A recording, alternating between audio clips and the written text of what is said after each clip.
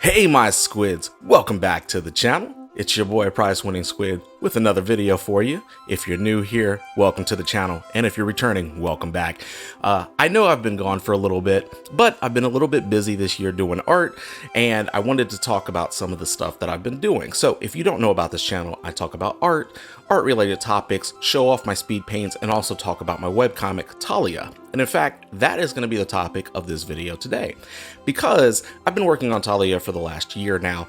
Honestly, it's been a little bit longer than that, and I'll get to that here in a second, but I've been working on Talia. I've come to understand a lot of things about how webcomics are made, how they're produced, how you publish them, what's a good trajectory for your webcomic. So I kind of wanted to go over that today because as soon as I post this video, in a couple days, I will actually be finishing chapter 1 of my webcomic for my Patreon supporters. And so I wanted to kind of give an idea of what doing a webcomic entails and kind of how to prevent burnout and how to kind of keep that drive and that excitement about doing your webcomic kind of in your heart, because I know a lot of people want to do webcomics and a lot of people start and then kind of don't finish them. Or if you're trying to figure out like what are some things that you can do to prevent yourself from burning out and actually being able to put something out that people want to read. So we're going to go over some of that. I got a couple speed paints that I'm going to show you guys while we're looking at that. Some stuff I've been working on. I've been doing illustrations all throughout the year as well as working on the comic. So hopefully you guys come away with something good from this video. I do plan on having some more videos throughout the rest of this year. Should have some more stuff just going forward. I know that I've been late and really slow on putting stuff out, and I do apologize for that for people who have been looking forward to that. But we should have some new stuff kind of coming down the pipe. So let's get started and let me show you guys what I've been doing for the last year. So before we actually get on the topic of what we're talking about today, I wanted to tell you guys a little bit about the speed paints you're going to see. The first one is actually the new cover for Talia Chapter 1, Deep Red. I wanted to do a new cover, so you're going to actually see me go ahead and put that together. The second picture is just Leira stretching. There was a cool pose that I thought, I wanted to try some different things with and some different kind of like shading techniques. So that is the picture that I went with there. The third one is actually another picture of Leira, this time when she was in her teens, early 20s. She was in a heavy metal band. So you're going to see her with black hair and snakebite piercings and just some different stuff than she has right now in the comic. But this one I also started traditionally, so I finished it traditionally and I scanned it in and did a digital version of that same picture because I wanted a comparison. So you'll see the digital version here. The next picture after that is another picture of Leira in her heavy metal phase. She's going to be shredding on the guitar in this one, so that'll be a little bit fun to do. Did some background, some amps, and some cool stuff there. And then the last picture is actually my idea of what if I took my characters and dropped them into the Star Wars universe, and this ended up being Leira as a Jedi. So with that said, I guess let us talk about what we came here to talk about. The next page I post for my webcomic, Talia, on Patreon, which will be October 4th, 2024, will be the end of Chapter 1. It'll be about another month before that chapter is finished for the public. I wanted to wait to write about what I've learned about releasing a webcomic over the course of this year, but honestly, it's been a 4-year journey. Plus, kind of awake, I have a lot of feelings about Talia, the webcomic process, art, storytelling, and I kind of want to talk about all of that and what it's been like to release a comic every 2 weeks for the last 10 months. So bear with me as I try to get all of my thoughts together on the matter. For a little history, I made comics from about 1994 until around 2002 to 2003. I wrote and drew hundreds of them, never professionally and never for anyone but myself, but I did them. Around 2010 or so, I started working on them again with my friend Clara. I wrote and she drew. Her art style then and even now is so organic, so natural. It was the perfect complement to my ideas. I still have some of the beginning stages of what we worked on. We didn't finish, but that planted the seed of me wanting to make comics again. A few years later, after I released the first album of music that was the Champions of Digitalia's story, I talked about making comics with my friend Daniel. But we were both really busy, and life just has a way of sidelining ideas before they get off the ground. Still, that nagging itch was in my brain. I knew I was going to do it again at some point. 4 years ago, that itch grew so violent that I had to scratch it. I bought Procreate, I got an Apple Pencil, and I started learning how to draw again. Art, like writing and music, became my full-time hobby and obsession again. I needed to do this. I remember drawing Micah first, Swordswoman. I drew Zelani, Paladin, next, and was like, I want to make them a couple that slays bad guys. The mental image that I had, that I one day aspired to be able to draw, was of them reclining against a tree, Micah with their head against Zelani's shoulder, and their swords planted in the ground. I still have machinations to draw this, but this little seed is what started Talia. I couldn't get it out of my head. I wanted to draw these two badass women out here doing heroic things. And so I did. As I thought more about them, I thought it would be fun to add a mage to the group. I saw a couple cute tops with translucent sleeves, so I drew a picture that would become Leira, mage. I then thought about how funny it would be to draw a healer. So I drew Atticus, cleric. Shortly after, with an expression of, why this dude freestyling with the blunt in hand? The 4 pro tags were born. If you'll notice something, don't they seem kind of like a D&D party? Get you thinking. Anyway, in between when I really sat down to start putting this together and when I conceived it, there was so much I did. I world built like crazy. I had little ideas about what the story would be about, but I needed a setting. Was this pure fantasy, urban fantasy, future fantasy? What was the hook? Who was the lead?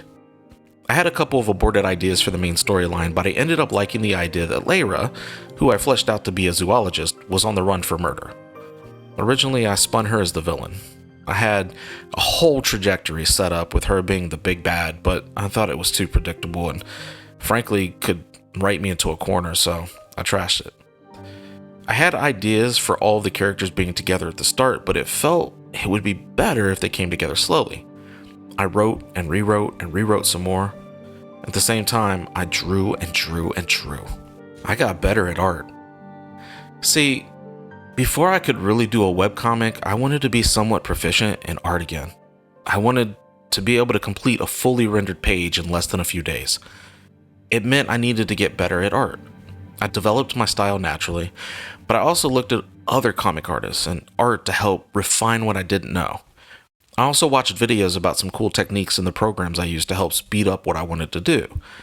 And then I switched from Procreate to Clip Studio Paint after my first attempt at drawing the comic. Oh yeah, I didn't tell you? I drew the first 5 pages of the comic like 3 years ago on Procreate. I found a couple things that made me realize that while others might be able to use Procreate to create stellar comics, it wouldn't work for me. I needed vector lines, tools for balloons, the ability to set my layouts easily and quickly, and way more. I needed a program like Clip Studio Paint. Then I needed to learn that program. For months, I worked on my art, learned CSP, and tried to figure out how I wanted to tackle the comic. At the same time, I had scripts written for the first few chapters of the comic while also fleshing out the story arcs I wanted to tackle, fleshing out the characters more, developing the world into a living, breathing world. World building, character stories, and storytelling are my thing, and come naturally, so it was easy to get that part done. It was the art part that I needed to work on the most. I knew a couple things going into making this comic. 1, I like to work on various aspects of a project, so trying to pump out a dozen pages in a month was never going to happen, and honestly would lead to burnout. And 2, some of my best ideas come when I let myself ruminate on them for months and even years. I didn't need to rush this. And another thing, at this point in Talia's creation, I wasn't going to do a webcomic. Instead, I was going to release it as a comic book. Talia originally wasn't going to be a webcomic. I wanted to do a full end-to-end comic book once or twice a year. I finish all 26 to 30 pages, and you read the full thing in one go. I thought about doing this for a long time, but honestly, my concerns were numerous. 1, what if the techniques I learned change drastically over the course of a year in making the book, and I have to go back to the beginning and fix the earlier pages? And 2, what if the next book looks much different because of the improvements in how I approach doing art? Will it be too shocking? Too jarring? From the time I started conceiving these characters and story, my art had already changed. Would I need to artificially limit myself for the comic while using new techniques on my illustrated pieces? Would that be fair to myself and anyone who reads my comic? Especially if illustrated pieces of the characters were light years better than looking at what was in the comic. Or would I even be able to employ these techniques if I was spending so much time working on the comic? All of this swirled around in my head. As you know by now, making Talia a webcomic was the solution. Webcomics have this uncanny ability to transform over time, even from page to page. The art changes, the dialogue shifts, and the reader has the ability to adjust over time. It also means that the creator can tell the story at a slower pace. This would be the best choice I made for Talia, and you'll understand soon. After deciding to make it a webcomic, I made the choice to restrict myself to releasing every other week. I knew it was doable with my schedule, and it was consistent enough to be a set thing for readers to tune into, but not lead to personal burnout. Still, I didn't want to do massive illustrated pages because I knew doing those every other week would be taxing. As an aside, I tend to do a few big illustrative pieces and then a few small portrait style to break up those big pieces. This would have to transfer into the comic format as well. The last few pieces I did in Procreate took like 20 hours, and while a lot of that was learning and refining, I knew I didn't want each page to take that length of time. I also was still learning Clip Studio Paint, so I needed more knowledge in how to speed up my processes. Enter cell shading. By this point, it was May or June of last year, and I was putting together the first couple pages of the comic again. I was experimenting with different shading styles, but it didn't click into place until we went to Disney and came back. I drew Kermit the Frog as Han Solo and rendered it in a cel-shaded style. Honestly, it looked amazing. I turned around and immediately drew portraits of my main characters. I was gobsmacked by how much I loved them. I jumped into the comic and started doing the same there. Here's the thing about webcomics. Your art is going to change while you make them, because you are always experimenting. That was the biggest reason I decided to switch to the webcomic format for Talia. Originally, the pages I did in Procreate had a very rendered look to them. I needed to adjust that in Clip Studio. I did cel shaded for the first few pages, but there was something about the way I wanted to do lighting that wasn't clicking for me with that style. If you notice, the art in the first few pages is markedly different than those pages later, both in line work and rendering. I mean, the line work in the first 5 pages was almost from a full year earlier, since I was effectively just redrawing what I had already drawn in Procreate. Things were going to keep changing as the end of the year approached. At one point, I started to have a more rendered style in the art I drew for the comic, which is evident in the double-digit pages, especially the teens. What I wanted was something that was visually interesting to look at, but didn't take forever to create. But I'm getting a little ahead of myself. Let me back up. After November of last year, I had finished the first 10 or so pages of the comic. I had drawn the cover, toyed with font choices, including creating my own, asked a few close friends what they thought, and gone over the scripts a million times. I missed a specific release date for Patreon, but I knew I was going to release at the end of the year publicly. Then, in a conversation with myself, talking to myself, as I do, I realized that with the webcomic format, some elements of the story that would have been right there for the reader with a full book in mind wouldn't actually show up until later the next year. While Talia is a story that I'm telling for myself, if I wanted readers to come back every other week, I needed to have some of these hooks that came later to hit them earlier. I needed to readjust where certain things were told and when they showed up. I needed to allude to certain plot points earlier, reveal certain relationship ties more quickly, and fill in the gaps that moving those things forward created. I needed to draw a new page 1. In late November, I drew a new page 1. I had the narrator talk about the deep red moon from the onset, hint at moonwalkers in the first few sentences, and explain why Leira is absolutely scared to death and needs to get out of Procreate Kingdom. These elements were originally 20 pages into the story because the action moved the 3 characters forward very quickly. But a webcomic would take time to get to those explanations. Instead, if I move those elements forward, a reader might be more likely to come back 2 weeks later to see if Leira got away or was able to stop the blades of Oa that were after her. Page 1 also had the job of giving us an establishing shot of the city of Jaisha. This sprawling metropolis filled with cars and magic and normal people going about their lives with phones in hand, all while stores advertise the deep red moon and the deep sales they have, while Leira ducks in the shadows, terrified of what's to come. I wanted to set that tone in a way that would make you want to keep reading. This was my first major change with the webcomic. It wouldn't be the last, but I knew that I was onto something here. I couldn't wait to finish this chapter. I released Talia on January 1st, 2024. Well, technically on December 31st, 2023, but I was so excited that I let it publish earlier. I decided to put it on Global Comics because they could do a standard webcomic format, as well as the vertical scroll that we see from places like Webtoon and other webcomic sites. I had found measurements from a website that prints comic books, so I could get them printed when each chapter, effectively a comic book issue, was finished. I theorized that each chapter would be roughly 30 pages and that each book, effectively a graphic novel, would be around 10 chapters or so. These are all estimates, so things may change. I started the year strong, with a score of pages completed and a fire to do more. Talia was finally out there. Now, I can talk about what I've learned with putting out a page or two every 2 weeks for the last 10 months. Number 1, do not ever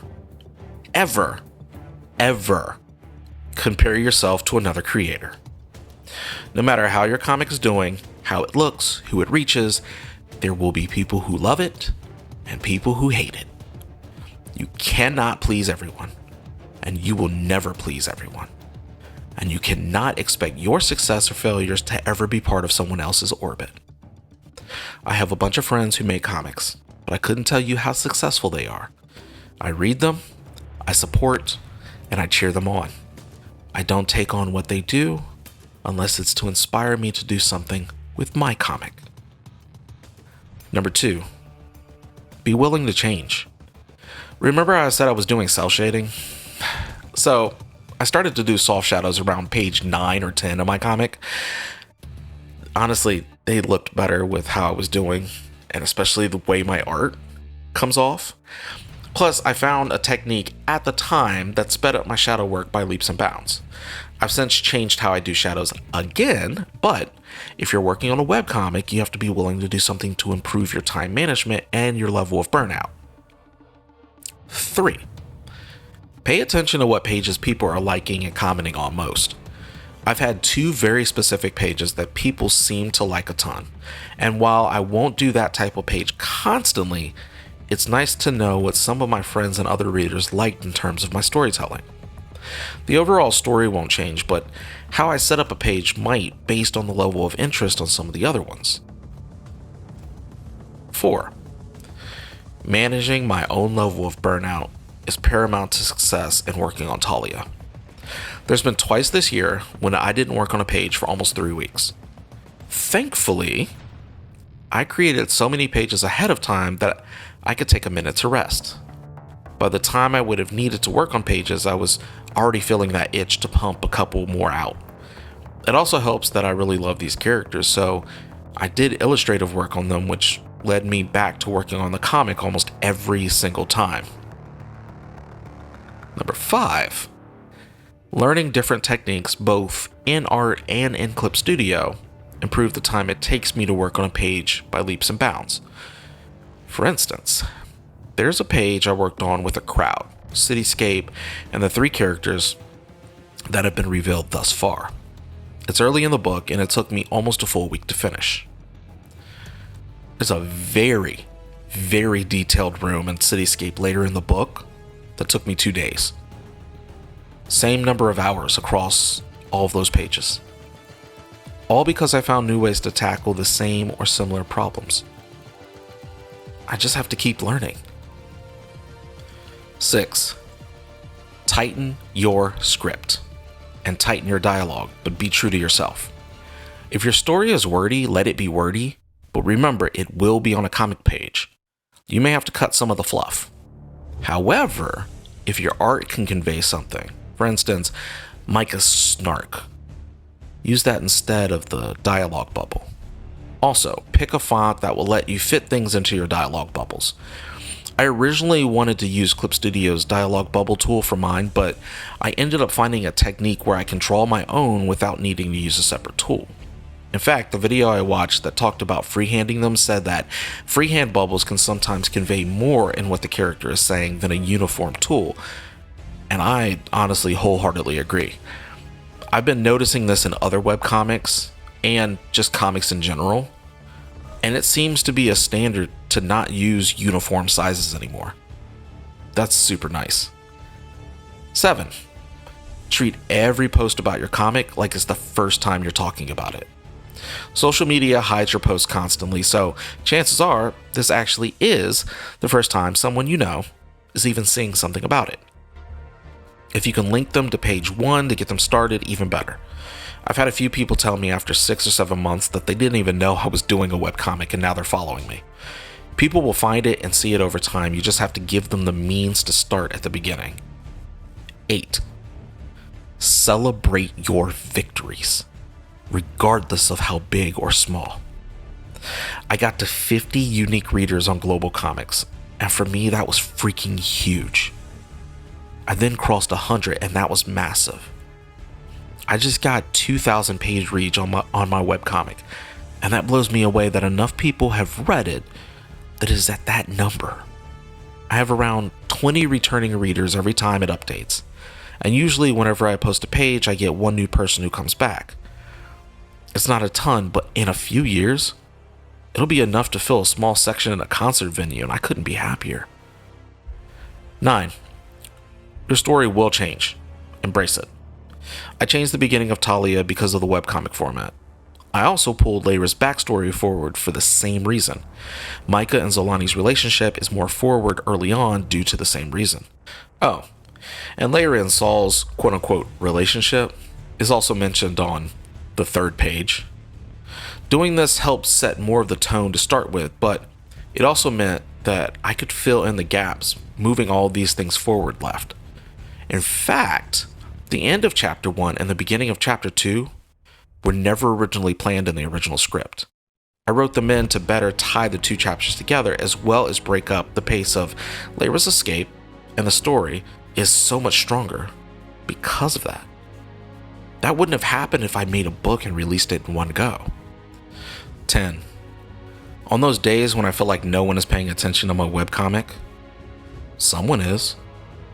It won't be for everyone, but there's at least one person out there who really likes it and is excited to see it. Regardless of anything else, I know they'll get a kick out of what comes next. 11. Find the art techniques that inspire you and inspire you the most. Your style is built off of techniques you learn over time. I realize that while I don't want to do cell shaded completely, I do love adding it to my soft shaded pieces. In chapter 1, I approach my pages with a certain set of rules, but chapter 2, I get to try new ones. I've especially been paying attention to what other people do with their backgrounds and been working on my landscapes as well. But the way I do my people, I have a pretty solid grasp. 2025 Talia will look different than 2024 Talia, and 2026 even more so. It'll be an evolution that helps me create, get inspired, and have fun with each new page that tells the story of this crazy, disparate world and the salacious things that happen in it. Overall, though, the squid that drew comics in the 90s, early 2000s would be so proud of what we've done. They would look over the huge documents we've created with stories and character bios and languages and places of interest. They would want to see all of the character sheets and clothing options of the main cast. They would want to know the beginning, middle, and end of this story. They would be beyond enthralled with the tale that will be spun from this webcomic. It's been a joy making this, and I hope it's been a joy reading it as well. Chapter 2 will release in late December, with around the first 5 pages dropping. I hope you tune in and check it out. Anyway, thanks for reading, and thanks for supporting me. It means the world. So here's to more Talia, and the adventures of Leira, Zalani, Micah, and eventually, Atticus.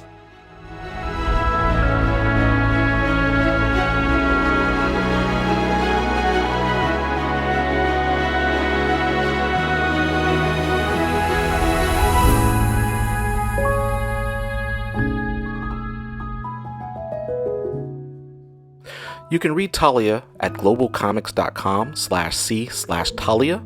You can also read it on my website, artbytheprizeWinningSquid.com.